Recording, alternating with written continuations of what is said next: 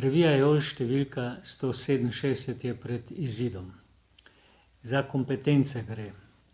Ali znamo pristopiti k trajnostni diagnozi podjetja in se preusmeriti v zeleno rast?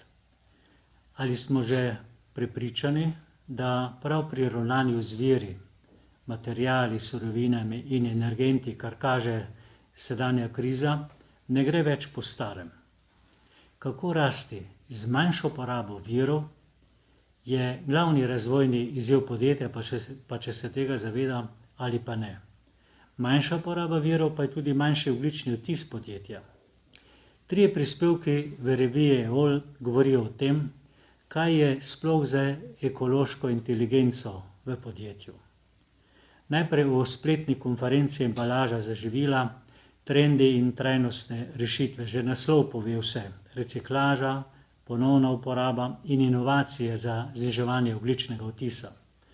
Pri embalaži podjetja zelo iščejo rešitve pri optimizaciji materialov in pri uporabi reciklatov. Tam, kjer se to seveda da, ne povsod. Dr. Uroš Novak iz Kemijskega inštituta poudarja, vse surovine za vso embalažo prihajajo v Slovenijo iz tujine. Kaj pove ta podatek? Kje se začne in konča krožnost embalaže? K razmisleku, ali smo s koraki na poti do trajnostnega poslovnega modela, vabita 2 prispevka. Najprej anketa. Zelene naložbe podjetij tudi za doseganje ogljične nevtralnosti. Srečko Štefanič iz Melamina odgovarja, da je za njih bistvena trajnostna raba virov in razogljičenje energetike. In so ponosni na ravnanje po sistemu EcoVadis.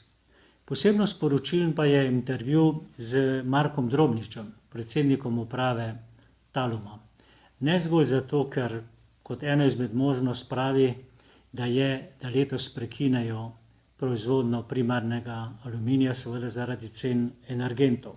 Pač pa posebej zato, ker pravi, da so vse trajnostne cilje, ki jih je sprejela EU, presegli.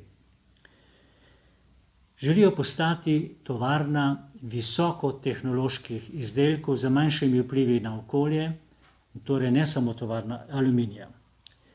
Če ne bo več mogoča stalna rast z uvozom virov, kako torej pristopiti k zeleni rasti?